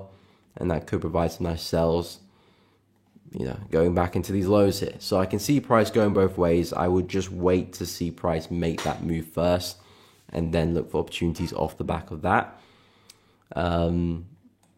Yeah, I think that's probably the safest way to play it. There could be some shorts here as we do come back into this trend line. Of course, you've got prior swing highs here. We've got resistance there as well. If price does reject that well, that could be a nice short. Again, a bit more of an aggressive trade. Momentum's not in your favor. Yes, we do have a couple lower highs, but at the end of the day, this could just be a pullback for us to continue higher. So I would be careful with this opportunity. If we can see some healthy rejection, yes, it could look like a good trade, riding it back to lows. But like I said, the range is kind of where we're at with the daily chart. And I would wait for us to kind of have a bigger breakout before kind of really putting the bias to one side there. I do think Bitcoin is still bullish, but I will wait for price to actually give us the confirmed break before I look to try and really find any opportunities of that. Because if we don't break the high, if we just push back into resistance and fall back down again, back to square one. So it doesn't really matter what my bias is, it just matters which way we break out. No problem, Entry, happy to help. By the way, guys, if you are enjoying the stream, please be sure to drop a like and subscribe to the channel. It does really help out. If you are finding it useful, informative, educational, or just enjoying the stream, please be sure to drop a like. It does really help out. Subscribe to the channel as well, gets the content out there, helps grow the channel, of course. Hit the bell too, so you don't miss out on any streams or uploads in the future. But I do appreciate everyone who has liked and subscribed so far. In terms of the other CAD pairs, the other crosses, I haven't really been interested in the CAD pairs as of late. EuroCAD, of course, has had a lovely rally it is still looking for the most part pretty bullish to me. We had a bit of a sell-off yesterday, but nothing too significant. Nothing that would tell me that, okay, we're about to sell off now. It's just a bit of a bearish move, nothing significant. Again, the biggest takeaway with EuroCAD is, of course, where we're trading. If I go to the monthly chart, you see it in all its glory. A very, very big level of resistance here on the monthly chart. So the way I see it, if price is going to respect this, there could be a very big sell to be had. I would be looking at price at least coming back to retest an area like such. And although it doesn't look too big on the monthly chart, this is a pretty big swing back into that area. So definitely something to consider. But for now, we are testing resistance. There's, of course, resistance above us. Price is not guaranteed to respect this area just because it's a monthly level. Doesn't mean price has to respect it. Monthly levels will break as well. There is resistance above us here too. So if there is a breakout opportunity, there could be a big trend continuation and maybe a push back to 1.72 could be the play. So I would keep an eye on that. But for now, we are testing monthly resistance. We are starting to lose momentum a little bit with that sell. So it's a sign that we are slowing down and could be looking for a bit of a sell-off. But again, similar to, which pair was it? Swiss yen. I would wait for some market structure in my favor first before looking to sell. And then I'll look to try and take some shorts off the back of that because, price is still very bullish. It could still rally. And just like we said, it could still break resistance. It doesn't have to respect this area. But if we can find some lower highs, that'll be fantastic. Basic trade somewhere. Keep it relatively simple. Back into support as a target. I think that's a really nice trade to look into. So EuroCAD, massive resistance. Somewhat respecting the level. If we can start to form some lower lows and lower highs, I think that'll be a great opportunity to find some shorts. And you've got some major support to target. And hopefully book some profit as well. But patience with this one. What's up, Ak? Welcome to the stream.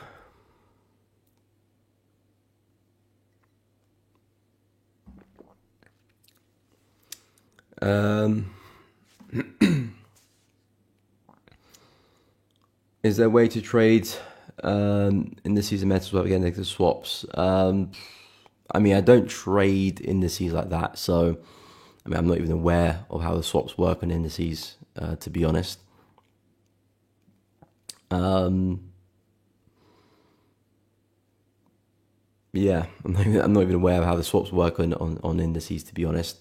Of course, in terms of currencies, you just pick the direction where the swap is positive, which, for currencies, it can be useful, maybe like some of the yen pairs, because they can be heavy hitting sometimes, but I'm not necessarily too worried about swaps because they're normally relatively small.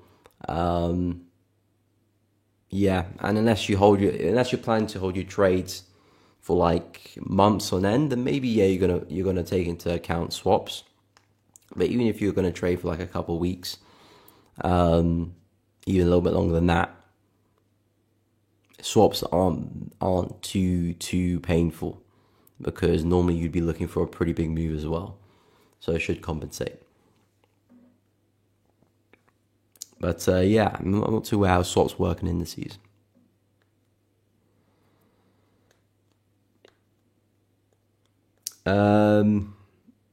I own Elevate Traders, Sam. It's my prop firm.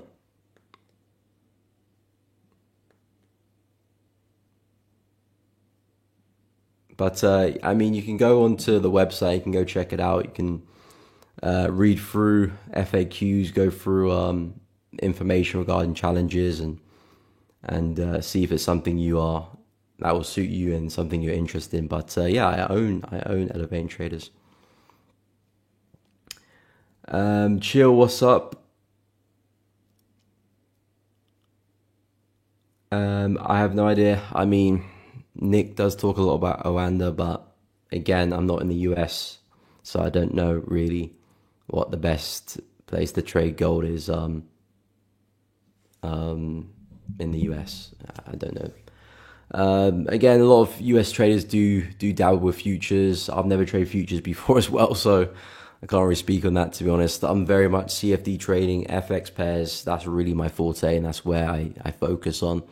So futures, not something I've looked into personally at all, at least to trade anyway. And of course, where to trade gold in the US. Again, I've heard Nick speak a lot about Oanda. But again, that's not from my mouth. That's what I've heard, which could be wrong. So I'll go check out Nick's channel. I think he's done some videos about how to where to trade gold and other CFDs in the US. So go check out his channel. But yeah, definitely not the best person to ask on that.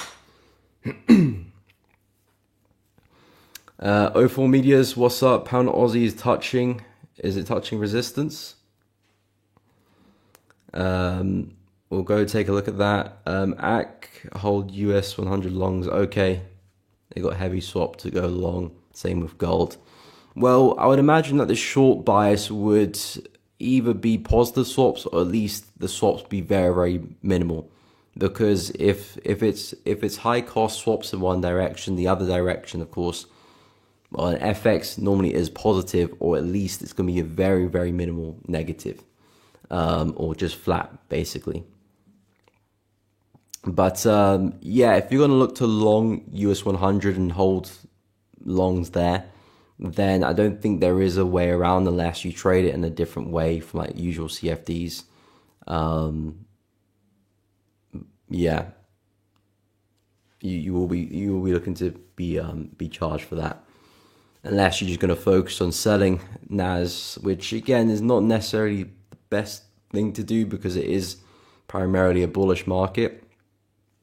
But there are opportunities there to sell. You just have to be very, very careful. And likewise with gold as well. Go in the opposite direction. I don't think, I mean, it's been a while since I've shorted gold. But if there is going to be negative swaps, it will be very, very minimal. But I think it'll probably be positive, to be honest.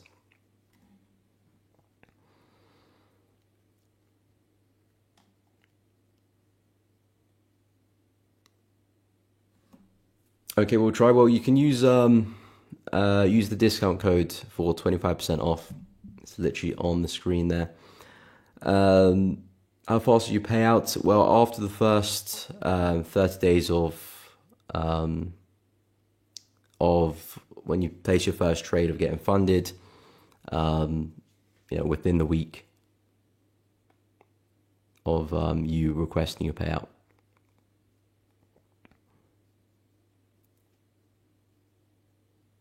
Okay, so I'll go through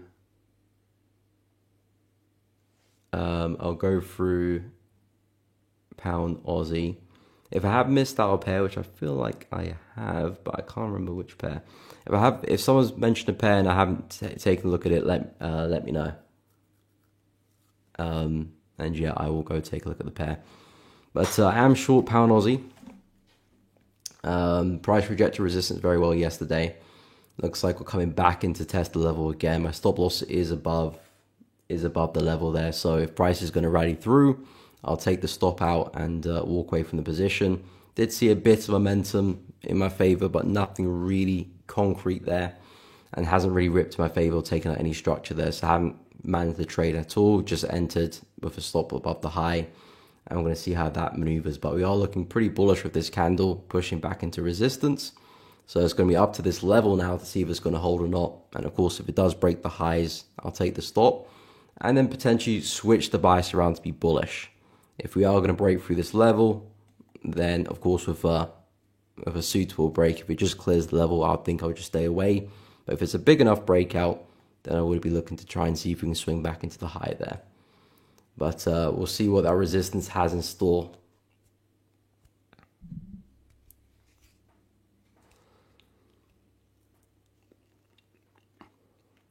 Chill, what's your main trading pair and why? I don't really have a main trading pair. I look at a lot of different pairs. I have about 31 pairs that I trade. I don't have a main trading pair. because I'm always focused on the condition of the market rather than the pair. Because, I mean, I do like trading pound USD, I do like trading pound yen. There's some of my better performing pairs, but I do not discriminate. If Aussie CHF is looking good, I'm trading it. If CAD JPY is looking good, I'm trading it. So I don't really have a main trading pair. I just look for the best opportunity which is available.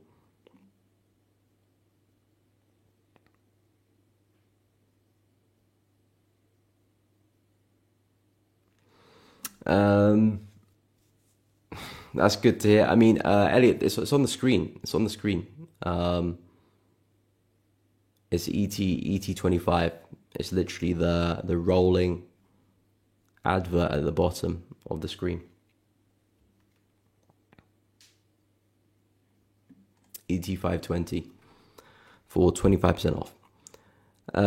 How is pound NZD looking? Because of course it's a very similar pair to pound Aussie. Okay, that's pushing up as well, but very, very slight. How is Euro Aussie looking? Okay, that's still pushing up as well. Euro NZD. Looks like at the moment pound and euro are a lot stronger than Aussie and NZD. If we are going to continue this trend, we need to break out higher. But we'll see what price does at resistance. If it does break, I'll take the stop, and then I'll see what happens with the breakout. And if things look good, I'll look to switch the bias and take some longs. At the moment, resistance is still just about holding, but momentum is picking up. Again, there's not much for me to do apart from just sit and wait to see how price reacts.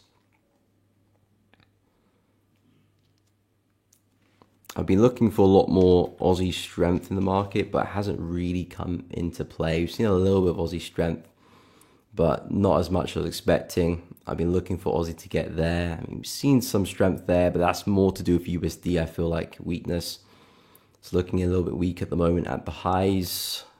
NZD, USD, I'd imagine doing something similar as well. I mean, this is stuck at resistance, seeing a bit of a move down, but nowhere near as aggressive as Aussie.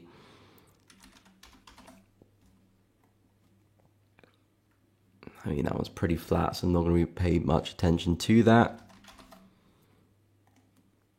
Aussie CHF is pushing down, so it does look like Aussie's quite weak at the moment. I think CHF strength is helping up there as well. And Aussie CAD pushing down slightly too. I mean, I do expect to see Aussie CAD rally back to highs. The way we bottomed out here, I'm kind of looking at something like this to happen.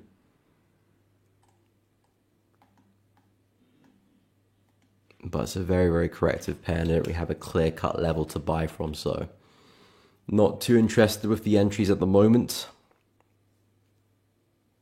What's up, Lighton? Welcome to the stream. Hope you're well. Welcome, welcome, welcome. Let me guess, USDs are?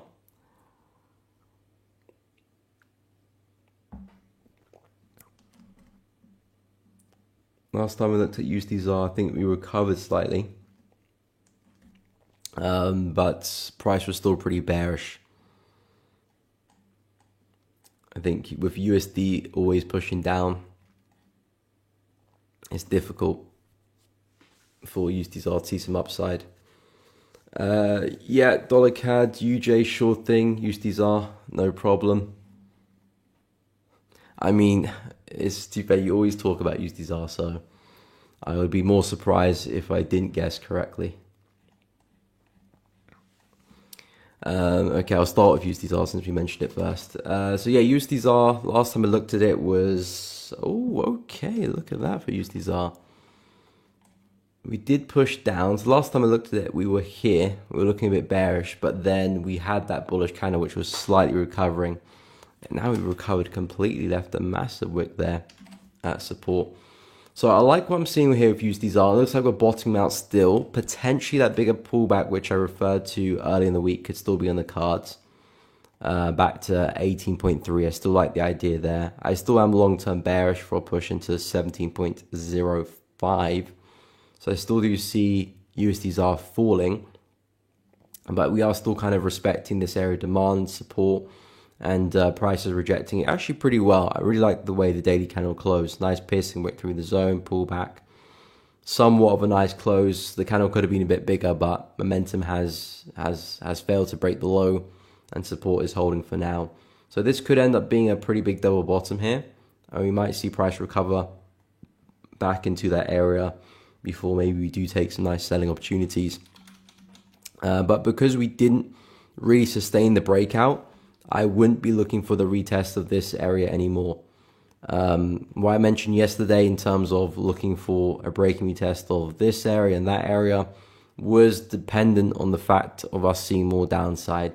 And the fact that we did close straight back above in the next candle, this is a textbook fake out, close below, close back above.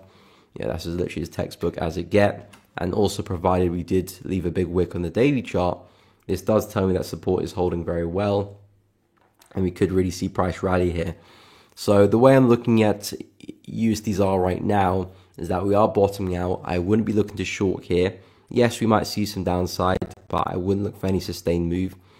And in my opinion, it looks like this is a nice area to try and pick up some longs. If we can see another retest of that area, I think that would be a smart place to buy back into the market. But I would be looking at 18.35 now. I think that could be a more sensible area for a short.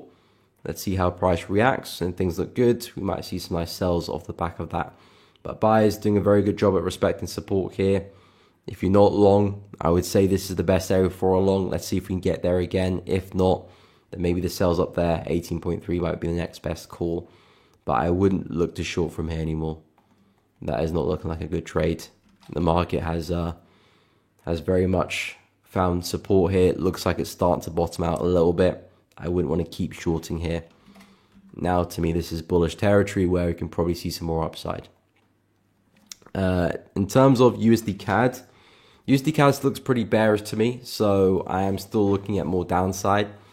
A pushback to 1.35527 is still my expectation. I was looking for the retest of the high here, but unfortunately that just didn't play into my hands. Of course, we did see the retest of this area demand, which was great.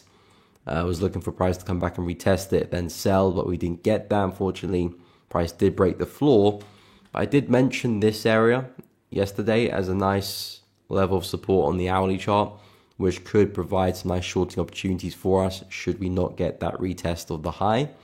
And at the moment, it looks pretty good to me. Very strong break to the downside, a lot of momentum in that move. So basically just trying to find the next lower high on the way down. If I just clean up the chart. So basically just trying to find a pullback on the way down. And we've got one swing high over there, a second, and basically just expecting the third. And if everything goes well, could be seeing a push back into the lows here, or at least into this low. So yeah, the way I see it, USD CAD looks pretty bearish. Dollar as a whole is still looking pretty bearish too, so using that to our advantage as well. But this is the next best opportunity here for dollar CAD, 1.368 roughly for some shorts. This opportunity is still valid. If we could still see a push up there, great. I just doubt we get there, to be honest. Yeah, if we could see that bigger pullback, I'll be excited for that. And dollar yen, I feel like dollar yen is in the middle of nowhere. We're still kind of within the range here, so I'm not really seeing a lot of opportunity. We've got a lot of resistance just above us. Price has manipulated that on 2 separate occasions. We've got clear support just below us here. Price has tested it very well on a few occasions too. Recently this week we had the fake out, price came back, retested it, very nice sell off the back of that. Yeah, and now in the middle of the range, so there's not a lot to work with, there's not a lot to do. In the middle, that's where the most uncertainty will be. So this is not an area which I want to be looking to operate in, find entries, put stops, put entries, put targets, sorry. This is not the area which I want to get involved in at all. If I'm looking to do business, it's up at the highs or down at the lows, whether I'm looking for price to respect the highs or break the highs, or respect the lows or break the lows, but those are the areas which I want to be operating in. So with dollar yen, I would wait for us to revisit those areas, and then I'll start to look to see how we react. Right now, the price action, I would say, is very, very messy. This just looks like a big consolidation with two freak breakouts there. So I would really avoid trading dollar yen. I would still be pretty bearish with this pair, funny enough. Kind of just looking at the continuation of this bearish trend. I think there's a good chance we still could come back and test support. But if we're going to try and trade that, then I need price to be back at resistance again so I could sell it. Or clearing lows so I can find a retest of that for a short there as well. Those are the only two opportunities which shorts look good to me. Yeah. Other than that, I would stay away. So 145.863 and 142.5, two areas I would focus on. Everything else probably would stay away. It depends if you're a bit more intraday. There might be some opportunities like on the 15-minute chart. Yeah, this is primarily focusing on the 4-hour chart. I mean, 50-minute chart, there will be some short-term selling ideas here, but again, I'll keep it very, very short-term because, yes, there might be some opportunities on the 15, but you're still within a range. On the 4-hour, which still does have some weight, so it's not like, okay, we're trending on the 15, so let me just trade that. If we're still very messy on one time frame, we are messy, especially if it's the higher one. So I'd watch out for that. Liking the USDZAR breakdown, appreciate it. No problem, man. Happy to help. But yeah, USDZAR looks good. I actually like USDZAR. The rejection of support was quite nice, especially the way we formed the fake out as well. So to me, it does look like USDZAR can see some more upside. But it has been a very interesting week. The indices are very, very bullish. I wasn't expecting that, to be honest. I was actually looking for a bit more of a pullback for these indices before we do go higher. But nope, US 30 is looking very bullish. The S&P is looking very bullish. NAS looking very bullish. I think both the S&P and NAS created new highs this week, didn't they? So NAS, new highs, S&P, new highs. Yep, just about new highs today. US 30 lagging behind. So I think US 30, there's a lot of opportunity here, really. I say that because we are nowhere near the all-time highs, and of course US 100 and US 500, so S&P and NAS, have both just seen fresh highs. So there's a very strong chance that US 30 is going to follow suit and eventually going to do the exact same thing. It's just lagging behind quite a lot right now. So in terms of where the buy opportunity is, it's with US 30. Because we're likely to do what S&P and likely to do what NAS has done, but we haven't done it yet. So there's value there. Of course, I wouldn't look to buy it now. Market's already had a pretty big move, so I wouldn't be looking to buy it at those highs. Would I look to buy on the retest of this high? Probably not yet. I need a slightly bigger breakout because we are, the way we're moving, we're just kind of clearing highs, then pulling back. I don't want to be in a situation where we've cleared highs again, then we do see that bigger pullback. I mean, if we do, that's fine as well. I would consider this as an area of interest. But to retest this level, I would need to see a bigger breakout just to really confirm that, okay, momentum has really picked up. We're kind of leaving this mess behind. And now we're starting a new, somewhat bullish trend with some momentum. So that's what I would be interested in. But yeah, if we do have a deeper pullback, this brief kind of area of demand would suffice as well for an opportunity. And basically just trying to catch the next higher low and ride it to the upside. But yeah, US 30 is where I do see opportunity. We're not at the all-time highs, nowhere near the all-time highs really. So the way I see it, there's so much opportunity there for Dow Jones. Good morning, Yusuf. Welcome to the stream. Hope you're well. I'm doing good. I'm doing good. Glad to see you on the stream.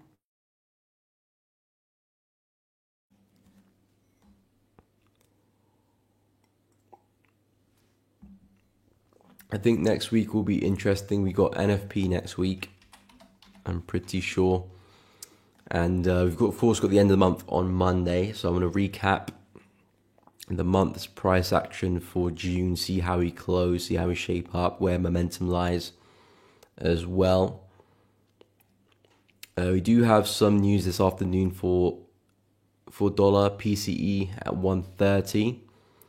Michigan consumer sentiment at 3 o'clock as well this afternoon. Not massive news, but definitely can move the market a bit.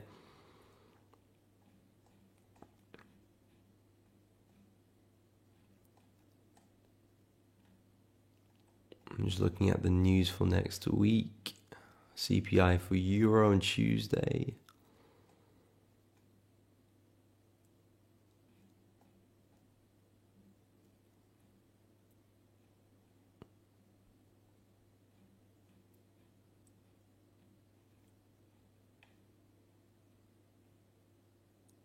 Wait, no NFP? No NFP on Friday. I think it's the following Friday.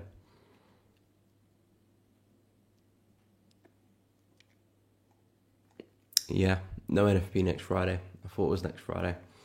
But yeah, it probably would be the following Friday for July. So yeah, next week is not looking too crazy with news, to be honest. Yeah, I thought NFP was next Friday. Okay, that means the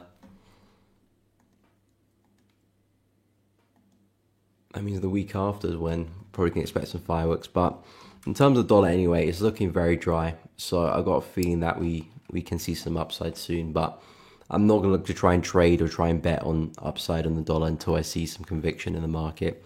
I was looking to see if price will break through the resistance here this week. That didn't happen. We respected resistance. We had a bit of a sell-off. Yeah, and price of course has broken through lows. So if we are going to be bullish, do you need to see something like this happen? If not, then yeah, we very much could just continue higher. And if that's the case, then I will kind of, well, if that's the case and we do break the highs, then I'll look for buys. But if we don't get that and the market stays consistent with the lower highs, then yeah, of course, we can continue to fall. This is still a nice area for a retest, to be honest. So if the market was to pull back into here, I think that's still an area which we could sell off from. There's somewhat of a trendline confluence running through the market there. Could very much see another lower high form there and a continuation. So USD as a whole still very bearish, which of course keeping Euro USD pushing higher, pound pushing higher, Aussie dollar, New Zealand dollar pushing higher for that what? Gold not really pushing higher, to be honest, starting to fall now. How is gold looking? Are we piercing the lows? Not many people are talking about gold at the moment, so it looks like the hype is dying down a little bit. Yeah, we are looking tad bearish. Not really seeing much momentum though. Haven't really pushed through the lows. But yeah, with gold looks like it is breaking through support here. Then I'm going to have to kind of back away now from gold buys. At least from a 4-hour standpoint. Like I said, the daily chart still looks very bullish. The weekly, the monthly, the higher time frames, daily and above, are still convincingly very, very bullish. But the more intraday charts, that's not the case. And of course, the intraday charts don't necessarily dictate the direction of the overall market, but they do tell you what's happening now. And if the market isn't bullish now, well, then it's probably not the best time to buy the market now. Probably waiting for price to have a deeper pullback, look for some reactions a little bit lower down, and then potentially there could be some buys to follow. But looking at the daily chart, this is still such a bullish market, so I am still looking to buy it as a whole. But if we are going to break support here, which looks likely, then I would be looking at a lower high to form, perhaps on the retest of this low here, or on the retest of this range here to speak. If we can see a strong break of that, then yes, a lower high looks likely to me. And I would be betting on a pushback down into this zone here, 31.50 more or less. And then maybe we can speak about some longs afterwards. But gold, sorry, not looking too good. Silver not looking too good either, for that matter. Both are looking quite bearish. Strong push to the downside. I know silver has got some meaningful support in this area. A lot of wicks in this area, so potentially we could still see silver react with this area and push through, but I'm not convinced personally. We had a very strong reaction at this head and shoulder level. So you got the left shoulder, the head, right shoulder. Are we forming a head and shoulder pattern here to reverse? Could be. Again, I'm not really interested in shorting silver, so that head and shoulder pattern doesn't really do much for me. My concern is just really with this big level here at 34.7. What can price do with that level? If we do respect it well, I think there's a massive move to be had. If we do break below, then I probably will just reconsider my bias with silver. I think long term we still will be bullish. Even if you do break back below, it just means that I won't be looking to buy it just yet. I'll need some more information, more development before I do find an entry. But for now, that is where my focus is to get involved. Yusuf, thoughts on gold and UJ today? So yeah, as I mentioned, gold's just looking very bearish. I think we're likely to keep falling. If you're talking about an intraday point of view, like a 15-minute chart for gold, then yeah, I'll still be looking to sell regardless, to be honest. It looks like price is taking out this low. I would wait for a bigger pullback though, because now that we are taking out the low, might see some buyers enter the market, maybe sellers take profit. But the way I see it, we had another corrective pullback here. Market's topped out. So I would be looking for maybe drive back into this area. Retest of somewhere in there. That would be a nice place for a short for me. And yeah, I'll be looking at more downside. I don't think I'll be looking for anything crazy. Gold has been trending to the downside for a while now. Basically since the high over there we formed last week, or actually no, Monday, yeah. So at the start of this week we formed the high, we've just been trending lower since then. I would still say that the bears are very much in control of the market. So pullback and shorts look good. I like the brief support formed over here. Nice pullback, nice continuation. Of course, it does line up support there as well. So I think this is a smart place for a short, even if we have a slightly deeper pullback into the zone. And then, yeah, naturally a push back into the lows makes the most sense. I did say I've got some targets around 31.50, but of course, from a 50-minute standpoint, you're probably not going to try and short it all the way there. Again, there's nothing wrong with leaving positions to trail, but I think if you take most of your profit there, you're making sense. But yeah, the main highs for gold are still very bearish, very consistent with the lower highs here. So I would expect another one to form.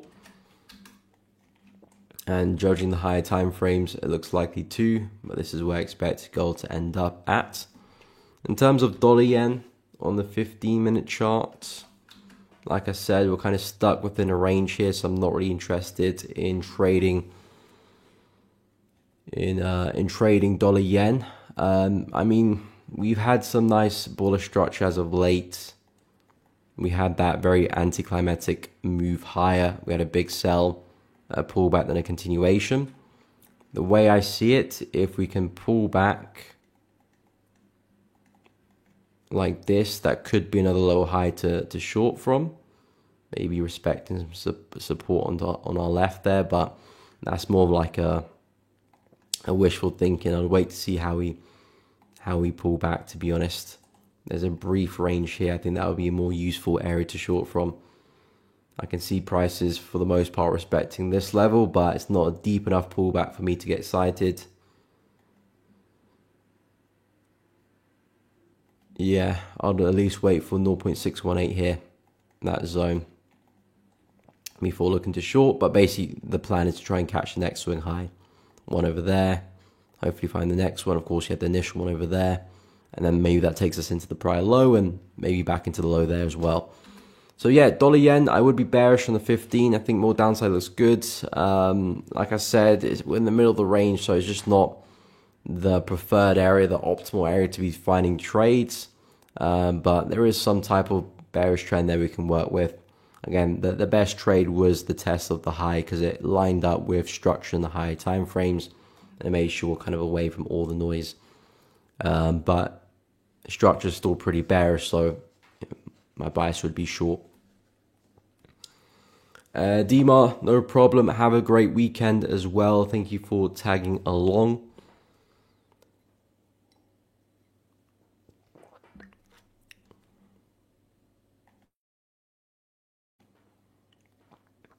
So yeah, from a 50-minute standpoint, I would be pretty bearish.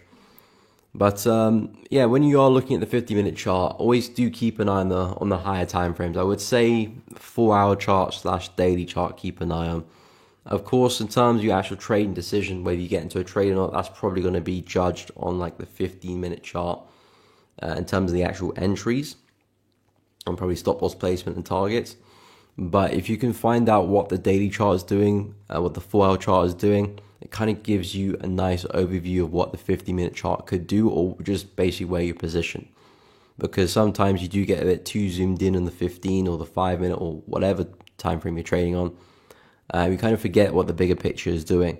And you can use the bigger picture to your advantage, because of course all trading is just making educated decisions on where the market is likely to go next. And if you can utilize the 4-hour chart, the daily chart, which is a more significant time frame than the 15, which will provide more information, well, it will help kind of filter or provide a filter for some trades in the 15, which probably didn't make sense when you're kind of expanding out. So always keep an eye on the 4-hour, always keep an eye on the daily. I even keep an eye on the monthly sometimes when I'm trading in the 4-hour chart. Again, not necessarily to base a trade from a monthly time frame, but just to see the overall momentum or where we're seeing a lot of rejection, and just see what the bigger picture is doing. You know, sometimes it's just to understand the bigger picture rather than really to back up a trade. But it does provide a lot of information. So make sure you're always looking at the higher time frames before you do take a trade.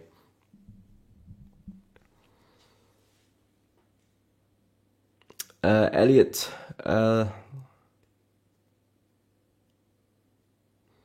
yeah, it's the one-step challenge is just one step to get funded.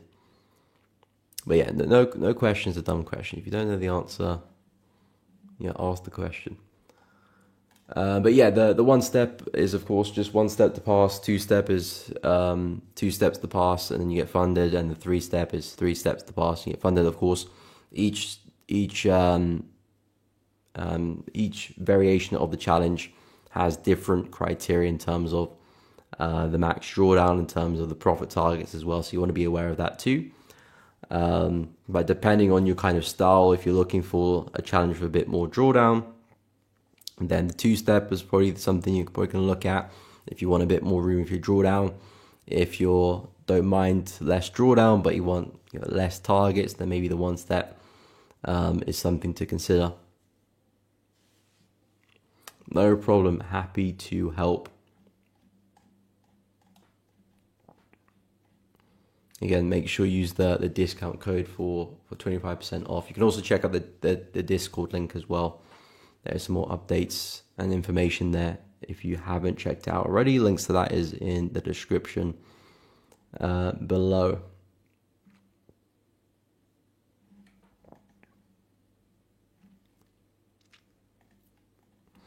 But it is Friday today, so we are going to be getting some weekly candle closures. It's going to be interesting to see how some of these weekly candles do close. Let me get rid of my drawing so you can see it better. But for the most part, USD pairs, I would imagine we're seeing some strong candle closures. No problem. Check out the FAQ page for more information, because the FAQ page will have all the information about each challenge and each step and all the requirements. So give that a read so you understand what the correct requirements are, what the rules are, and what you can expect. So just Google Elevating Traders or elevatingtraders.com, and at the tab, at the top of the tab, there should say FAQ. Click on that. It will give you a lot more information about each challenge. So I recommend to go through that.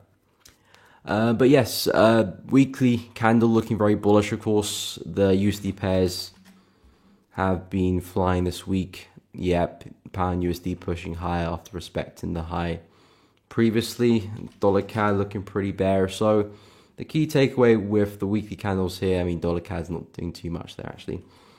The key takeaway with the weekly candles, I always look at the weekly candles to gauge momentum for the upcoming week or rejection for the upcoming week.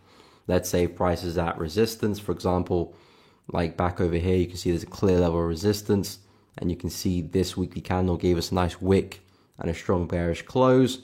Well, because we're at resistance, because we just had a strong rejection there, there's a good chance that the following week or the following couple of weeks will be bearish after that. Of course, not guaranteed, but there's a high probability that we will push lower than push higher.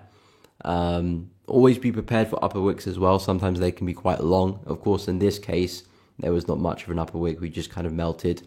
But sometimes we could provide a bit of upper wick first before continuing bearish, so be careful of that. In fact, you probably want to see an upper wick because it gives you an opportunity to get entries at a better price the following week. But the key takeaway here is resistance, big wick rejection, strong close. The likelihood is that we are going to see downside. Then we did see bearish candles for the next 3 weeks before price did push higher. So the main thing I'm looking at is rejection or momentum. And in terms of momentum, I'm just looking to see how candles close. So for example, this candle doesn't really imply rejection, but it does show that there's a lot of bearish momentum present in the market. So the chances are we are probably going to keep falling the next couple of weeks, maybe push back into support here, which is what price did. Again, in this situation, momentum is very bullish. We probably are going to push back into the high here. In this case, we didn't do it straight away. We actually consolidated for about 10 weeks there, probably more, before we actually did go and hit resistance. But momentum did continue. It just had a big pullback and came back to test, this area here before eventually momentum did continue again. So it's not something that's always going to guarantee, okay, momentum's there, we are going to keep falling. You have to watch out for support and resistance. And sometimes momentum will take a bit of a breather as well, come back to find support before we do continue. So it's not always guaranteed that the next week has to be bullish or be bearish. But the general direction is that, okay, there's a lot of momentum. We probably are going to push the resistance. And eventually we did go and do that. So basically what I'm seeing with this week's price action with dollar CAD is not much. I'm not really seeing any major momentum. I'm not really seeing any major rejection either. There's support below us here. That's probably where price is headed towards, back to the low here. But not really showing much momentum rejection. So there's nothing really to take away there. With dollar CAD. In terms of Aussie dollar, yes, nice candle there, but I wouldn't even follow that momentum really, because it looks like we just left another wick with all these prior wicks here. This to me is like an area of resistance, and we're kind of just closing within that right now. So I'm not really seeing much opportunity there. Again, most weeks won't provide you with a good candle, which actually means something. Most weeks will just be very, very flat. There's a lot of consolidation in FX, but some weeks will give you a really nice signal that, okay, next week we can look to make a judgment off that.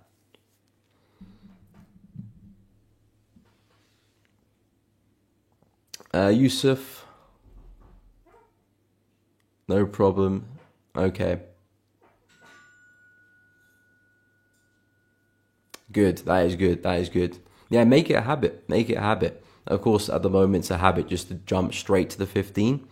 But it's just by making kind of conscious decisions, you can raise the habit over time. You're not just going to flip the switch and it's going to go away overnight. Any habit in any walk of life is, of course, going to take some time to get rid of. But it's definitely something that's going to benefit you. Looking at the higher time frames, if you're going to trade the 15, keep an eye on the 4 hour. Even sometimes keep an eye on the daily as well. And again, it just will add like a good filter. It will give you more information for your trading. The 50-minute chart at the end of the day is where you're going to base your trades. It's going to base your entry. You can get your confirmations there. You're going to manage your trade there. You're probably going to take your exits there as well. So everything is going to be on the 15.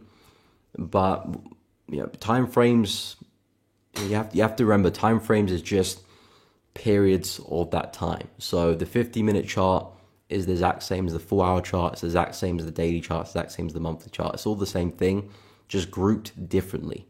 So by looking at the higher time frame, you're kind of looking at the overall picture of what the market you're trading is doing.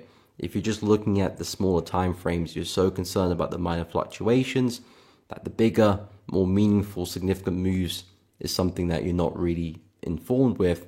And of course, that could lead you taking some trades that, if you do zoom out, probably didn't really make too much sense at the time.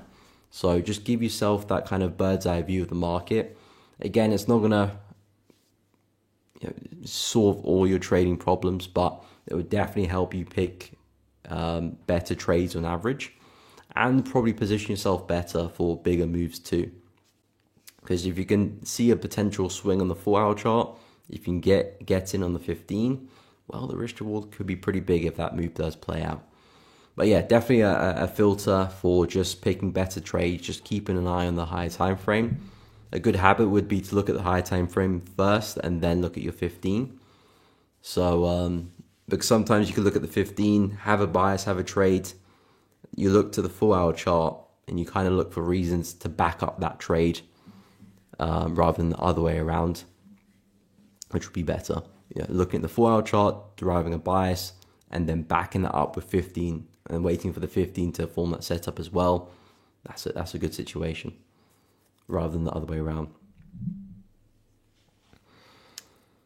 Forex God tier, what's up? Hope you are well. I'm doing good. Thank you. Think about gold.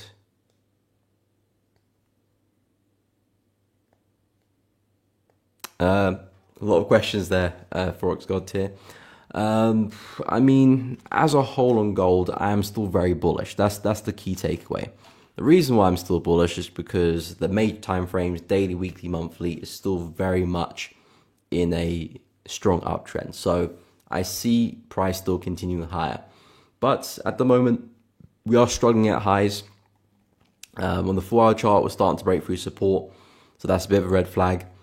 And yes, this kind of area of resistance here on the weekly chart is not really, price is really struggling there as well. On the month's candle, I mean, we've of course got the rest of today and Monday before we do close, I think. Monday is the end of the month, isn't it? Yes, Monday is the end of the month. So that could change, that could fluctuate. Again, trying to predict which way we're going to close is quite a difficult thing to do. So I'm not going to do that. But what I can say is that the likelihood is we are probably going to leave a pretty big wick here to the upside. Even if this doesn't close bearish, even if we do push higher up slightly by the end of Monday, we probably are still going to have a pretty meaningful wick there. So there's a clear sign to me that says, okay, gold is starting to slow down, which means July could provide probably another wick, or we could look to be flat again next month, or maybe even push down. But we are starting to struggle, so I do think gold can have a deeper pullback. We are still bullish, but I think a deeper pullback is likely. In terms of today's price action, I think we look pretty bearish here. It looks like support to our left is starting to break, which is the key thing I said we shouldn't do for gold. If support does break here, that could open up the door for gold to drop all the way back to these lows here at 3140, 3150. And it looks like we are starting to break support, because this was the bullish structure which kept gold bullish on the 4-hour chart. You know, higher highs and higher lows. Now it looks like that support's about to break. We've already got these low highs here, which to me look like they can still very much continue. So as for today's price action, yes, we might have a bit of a push up higher, but I would expect it just to be a pullback for us to keep falling. As long as price doesn't take out this high here, I would stay bearish for gold intraday. I think we're likely to keep falling. This is now my next big target for gold. Of course, long term we're still quite bullish, but we are seeing a lot of failure at the highs here, so I do think we can retrace. And then I'm looking to see maybe if I can pick up some longs from this zone down at 3140, 3150. So yeah, in terms of trying to predict whether it will rise today or fall today, bit difficult, but what I can say is momentum looks pretty bearish. We might rise today, but I would still deem that to be a pullback as long as we don't take out this high. You know, we might just see the pullback today, but I would expect us to keep falling. From a higher time frame standpoint, it looks like there's more downside to be had, so I'm looking for 3150. But again, I'm still bullish as a whole, so if we do get there, see some healthy rejection, I think buys will look good later on. But yeah, that's kind of where I'm at with gold for now. Yeah, I think that would be wise. That would be wise, but it's not looking good for gold. I wouldn't be looking to buy it, that's for sure. That's kind of my take. Yes, we might see some upside, but I expect it to be a retracement for more downside. But anyway, guys, we have come up to the end of the stream. I hope you have all found it useful, enjoyed it, found it informative. If that's the case, please be sure to drop a like and subscribe to the channel. It does really help out the channel. I do really appreciate each and every one of you tuning in, dropping a like on the stream, subscribing does really help out. And of course, all the kind messages you guys do leave on the chat is, of course, always appreciated. But as for next week, I'll be live every day from Monday to Friday, 10 a.m. to 12 p.m. UK time. So if you're free, pop in, come and say hi. Of course, on the weekend, I'll be posting my analysis for this week and forecast the next. So do keep a lookout for that as well. But guys, really do appreciate you tuning in. Check out the Discord link to Elevating Traders. If you haven't joined the Telegram for Zentrix, make sure you go and do that. I'll drop the link in the stream again. But if you are looking, if you are interested in how AI can help impact your trading, utilize it for developing automated systems, whether you're looking at how to improve your technicals in terms of creating a strategy, indicators, improving on a strategy, or how to digest fundamental data, definitely something to look into, and of course can definitely help improve your trading, and it probably will be a very pivotal tool in the near future for trading. So definitely something you want to learn and get involved with. So check out the Telegram if you haven't joined it yet, but the link is there in the stream. But guys, really appreciate you tuning in. Have a great one, and I'll catch you all in the next stream. Zentrix AI, the advanced AI-powered trading platform for every trader. Everything you need for trading success. Research, strategy, automation, all in one platform. Right strategies in plain language. We build the bots. Forex, crypto, stocks, futures, every market. Trade smarter, not harder. Zentrix AI, the advanced AI-powered trading platform for every trader.